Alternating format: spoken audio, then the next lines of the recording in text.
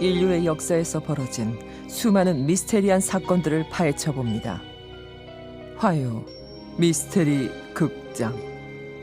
한국 최악의 사이비 종교 백백교의 진실.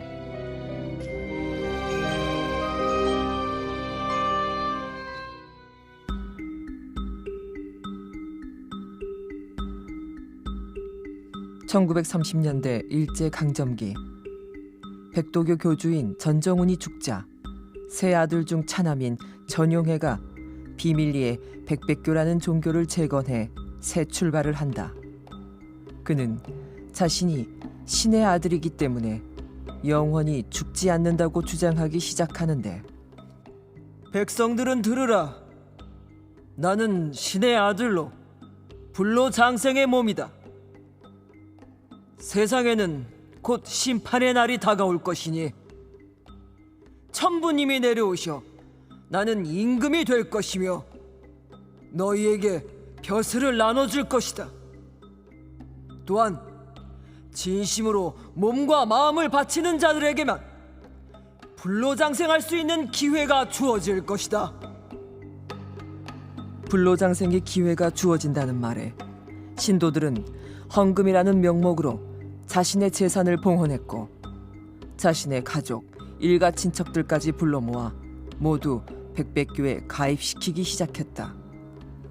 속세에 사는 이들은 머지않아 하늘의 뜻에 따라 불심판과 물심판을 받게 될 것이다. 하지만 믿는 자들은 여기 피난처에서 살아남을 것이니 너희의 재물과 딸들을 모두 천부님께 바치거라. 그의 말에 혹한 신도들은 앞다투어 전 재산과 자신의 딸들을 제물로 바치기 시작하는데, 전용해는 바쳐진 신도의 딸들을 첩으로 삼았고, 수많은 신도들이 보는 앞에서 여신도들과 정사를 벌이며 이를 두고 신성한 신의 행사라고 부르는 등 엽기적인 행동을 일삼기 시작한다. 그러던 어느 날, 동대문 경찰서 왕십리 주재소에 다급해 보이는 한 청년이 찾아오는데, 순사님, 저 좀 살려주십시오. 뭐야? 저희 아버지가 종교에 미쳐서 전 재산과 제 여동생을 제물로 바치고 있습니다. 그 무슨 소리야? 아버지가 딸을 제물로 바쳤다고? 정말입니다. 제발 저와 동생을 지켜주십시오. 백백교에 빠진 아버지가 전 재산과 여동생을 제물로 바치자 심각성을 느낀 청년 유곤용은 교주를 직접 찾아갔다. 하지만 그곳에서 교주의 명령을 거부하자 신도들에게 죽임을 당할 뻔했다는 것이었다. 그의 진술을 들은 경찰은 교주인 전용해의 집은 물론이고 백백교의 본부와 지부, 간부들의 집을 급습한다. 그리고 전국에 퍼져 있던 그들의 피난처를 조사하게 되는데, 야, 여기도 샅샅이 뒤져봐. 순사님, 여기 좀 봐주십시오. 시체가 뭐? 시체가 한두 구가 아닙니다. 하나, 둘, 셋. 그랬다. 그동안 백백교는 교주에게 불만을 품거나 반기를 드는 신도들과 그들의 가족까지 모두 몰살시켜온 것이었다. 그날 이후 장장 8개월에 걸친 수사 끝에 백백교에서 620여 명의 신도들이 무참하게 살해되거나 산채로 매장되었다는 사실이 밝혀지게 되자 온 나라는 충격과 공포에 휩싸이게 되는데, 우리나라 역사상 최악의 사이비 종교 사건으로 기록된 백백교 신도 살해 사건. 그 진실은 과연 무엇일까?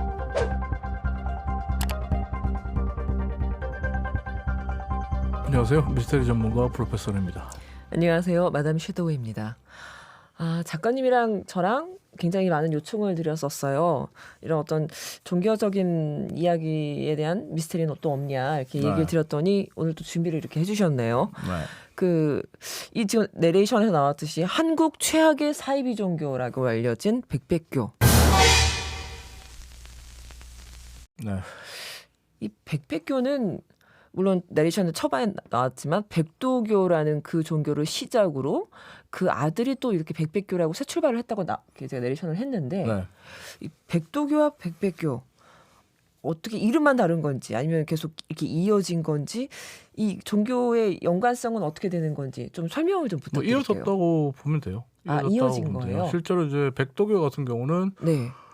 동학혁명군의 지도자죠. 그러니까 전봉준의 먼 친척이라고 알려졌던 전정훈이라는 사람이 네. 30살 때 금강산에서 돌을 닦다가 1900년에 천지신령으로부터 돌을 체득했다라고 주장하면서 창설한 종교가 이 백도교예요. 이 백도교가 네. 백백교의 기원이 되는데 네. 전정훈이 창설했던 이 백도교 같은 경우는 1904년 6월에 모든 지구상의 인류가 멸망한다.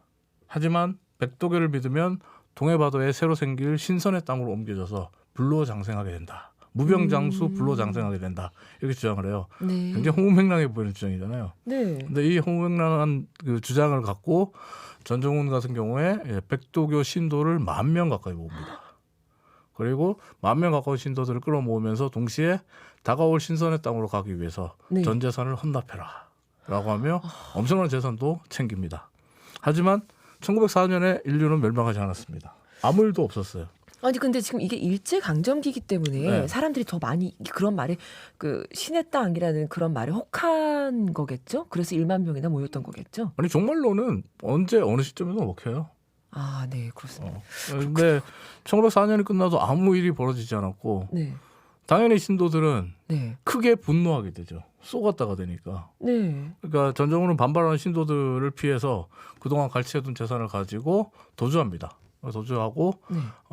자신의 측근들과 함께 1904년 6월에 인류가 멸망한다는 부분만 빼고 네. 백도교를 이렇게 또 그럴듯하게 또 포교 활동을 하면서 동시에 이제 방탕한 생활을 하면서 살다가 네. 1919년에 병으로 사망하게 돼요. 근데 이 너무- 전정훈이 죽으니까 네, 이때부터 소위 말하는 유산을 둘러싼 재산 분배 갈등이 생깁니다. 또 이 전정훈이라는 백도교의 교주가 죽었다고 해서 이 좋은 장사를 포기할 것인가? 앞으로 진로 문제도 같이 고민을 해요. 그러면서 뭐 설왕설래 뭐 논쟁을 하다 보니까 내분이 벌어지고 소위 말하는 백도교 교단의 분열이 일어나기 시작합니다. 이후에 전정훈의 세 아들과 신복들 네, 이 각각 따로따로 백도교 활동을 이어가겠다고 선언을 하게 되고 다 갈라져요. 그래서 다 갈라서게 되는데 둘째 아들 전용해가 만든 백백교가 가장 세를 크게 불리게 되죠. 이름만 들었을 때는 백백교가 제일 미덥지 못한데, 네, 사실 이름이 왜 백백교인지, 근데 이게 백백교가 네, 잘 짜여졌어요. 잘 짜여져, 예, 잘 조직력이 짜여졌어요. 예, 잘 짜여졌어요. 그러니까 아. 우광현이라는 백도교의 그 핵심 간부와 네, 또 이 그럴듯하게 아주 이제 그 종교를 잘 사이비 종교를 잘 포장해서 만들었다라고 볼 수 있는데 보통 이제 이런 경우는 네, 이제 전용해가 교주로 나설 거라고 생각하잖아요. 네. 근데 전정훈의 아들인 전용해는 처음부터 백백교 교주로 나서질 않습니다. 그럼 얼굴마담 같은 거였나요? 아니요. 실제로 뒤에서 모든 것을 조정하는 그림자 실세, 그림자 상황으로 존재를 하게 그러니까 되는데 신비주의 약간 유지하는 네. 그런 컨셉으로. 어떻게 얘기를 하냐면 네, 우광현이 백백교라는 교명을 만들고 전정훈을 교주로 세워요. 네. 그리고 그 교조로 세워요. 교조? 교조로 세우고 자신을 교주로 합니다. 그리고 전정훈 같은 경우에서는 교조이자 천부님이라고 불러요. 하늘의 아버지. 네. 천부님이라고 부르고 그 아들인 전용회를 천부님의 아들 이렇게 만들어요. 그리고 하느님과 예수 교주는 항상 그런 전용회가 아니고 딴 사람이에요. 맞아요. 지금 하느님과 예수 같은. 어, 그러니까 하늘의 아들 네. 전용회가 있고 네. 교주가 따로 있어요. 그 백도교일 경우에 백도교였을 때는 신의 땅으로 가겠다 뭐 이런 거였는데 백백교도 똑같이 신의 땅을 약속을 했나요? 네, 똑같아요. 종말론과 심판론 똑같아요. 국제가 멸망한다라는 네네. 그런 논리를 가지고 파고든 부분도 있고, 근데 말세론 그리고 죽음의 공포 이런 것들을 잘 이용해서 현혹해서 네. 사람들이 호기심을 갖게 하고, 그 다음에 주변 사람들 이용해서 동조하게 만드는 거죠. 동조하게 만드는데 문제는 가입을 하려면 전 재산을 내야 돼요. 남자는. 그리고 여자는 이미 뭐 천부님의 아들 뭐 전용이와 성관계를 맺어요. 아니 그러면 네. 사실은 이게 의심이 들고 주저함이 있더라도 화가 나죠. 이걸 화가 나는데. 이걸 한번 하고 나면 네. 한번 가입하는 이 절차를 거치고 나면 자신의 삶 자체가 완전히 파괴돼 버려요. 이 가족이 정상적으로 살 수 있겠어요? 생각할 수 있겠어요? 그러면 이제 말 그대로 네. 자신들이 갖고 있던 의구심을 버릴 수밖에 없어요. 그냥 버려야 되나 보다라고 생각을 해요. 의구심을 버리게 되면 천부님의 아들인 전용의 말에 맹목적인 믿음을 보이는 것만이 믿음의 길이고 이 믿음의 길로 매진하는 것이다. 이 삶이야말로 백백교회의 삶이다. 라는 정말 맹목적인 충성과 복종으로 이어질 수밖에 없어요. 그들이 말하는 믿음 앞에 상식과 인간성은 가입하는 그 순간에 이미 사라져요. 근데 그렇게 화가 나고 의심이 들더라도 이걸 그것으로 표출을 못해요. 표출을 못하는 이유가 뭐냐면 백백교가 처음에 가족들을 신도로 받아들이잖아요. 네. 신도를 받아들이면 혹은 뭐 개인을 받아들였을 때도 가족을 끌어들이라고 얘기를 해요. 가족에게 포교를 하라고. 그래서 가족을 계속 끌어들이게 만들어요. 근데 이 가족들을 소위 가족들을 말하는 인질 삼는 건가요? 생문방을 다른 곳에 배치합니다. 가족들이 뿔뿔이 흩어지게 만드는 식으로 생문방을 배치해요. 네. 그러니까 내 아들, 딸이 어디 있는지는 백백교 간부들만 알아요. 근데 어디에 있을지도 모르는 내 가족들을 위해서 또 내가 막 불만을 표시하거나 이 백백교에 거부하는 그런 모습을 보인다면 결국 나의 행동으로 네. 내 가족의 신변에 해가 될 수도 있다는. 백백교 같은 경우는 소위 말하는 살인 면허를 부여받은 또 신도들이 있어요. 그렇게 아예 그렇게 전문적으로 신도들만 죽이는 역할을 하는 네. 업무 분장조가 있었어요. 그러니까 이걸 이제 병력사라고 불렀는데 병력사가 이제 신도들의 믿음이 흔들리거나 백백교에 해가 될 사람들을 찾아내서 처단하는 살인 기계로 활동을 했거든요. 그러니까 이거를 근데 어떻게 보면 생문방에서 같이 지내던 사람 하나가 네. 어느 날 기도 드리러 가요. 네. 기도 드려야 된다는 이유로 끌려가요. 그리고 안 돌아와요. 네. 그럼 내가 불만이 있더라도 말하기가 좀 무섭겠죠 또. 이건 정말 무슨 한 편이 만들어진 영화 같은 느낌이 드는데 이런 일이 실제로 있었다니까 정말 너무 어이가 없는데 아까 그 피가름이 네. 대체 무엇인지 이 피가름을 안 하면 죽인다가 있는데 이 피가름이란 게 뭐냐면 백백교에 가입을 하려면 여성 같은 경우는 전용이랑 이제 성관계를 맺어야 되잖아요. 네. 성상납이 되는 상태인데 그중에 외모가 출중하고 또 전용이가 마음에 드는 여성이 있을 수 있어요. 그럼 네. 자신의 첩으로 삼아요. 마음에 안 들면 삽도 안 되는 거군요. 네. 네. 첩으로 삼는데 네. 전용이 같은 경우는 첩을 자주 바꿔요. 네. 자주 바꾸는데 이 전용회로부터 어떻게 보면 버림받는 첩들이 네. 어떻게 되냐면 간부들과 성관계를 맺게 됩니다. 그러니까 성관계 돌림을 하게 돼요. 간부들에게 돌려져요. 성관계를 하기 위해서 돌려지고 이 돌림이 끝나고 나면 다시 그 여성들을 전국 각지 조선 팔도에 흩어져 있는 뭐 그 백백교 본소로 보냅니다. 여성들을. 네. 그래서 남성 신도 모두에게 또 돌려요.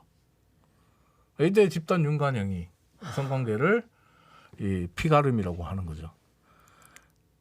그러니까 피가름을 통해서 하나가 된다는 거예요. 하여튼 정말 짜증나는 건데 집단 윤관의 공범자, 범죄의 공범자가 되면서 하나가 된다는 건데 말은 저도 화가 나네요.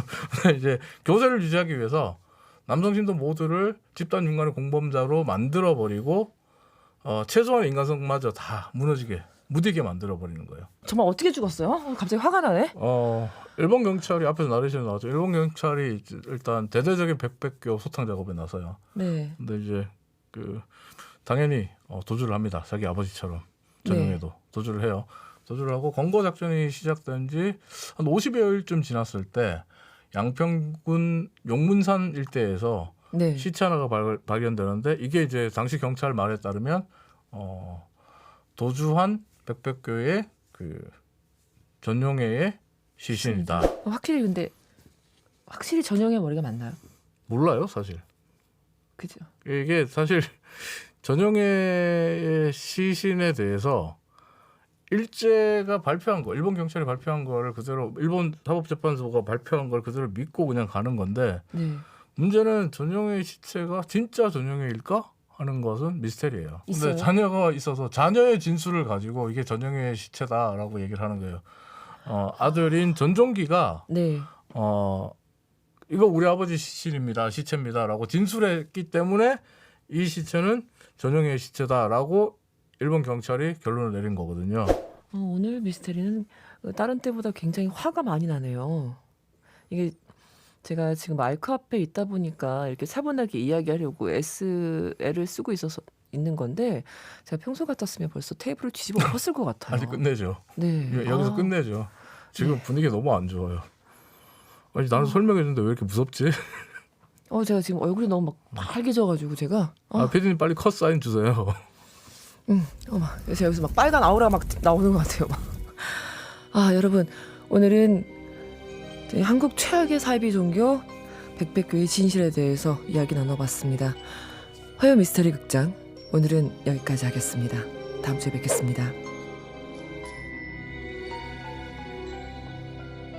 첩보 영화나 이런 거 보면 시체 바꾸치기 할 때 그쵸? 제일 흔하게 쓰는 게 시계나 지갑 바꾸. 네. 그리고 얼굴 못 알아보게 해요. 네. 얼굴 뭐 아주 못 알아보게 한 건 아닌데 근데 문제는 전용의 얼굴을 제대로 아는 사람이 없다는 거예요. 그래서 구원파 유병원이 죽었을 때도 네. 저희 일부 사람들은 이 전용의 시체 미스테리가 비싼 거 아니냐 하는 의심도 했었거든요. 이 전용의 시체 미스테리의 진실은 네. 아직까지 좀 풀지 못하는 숙제 같아요. 명쾌하게 딱 떨어지질 않아요. 아...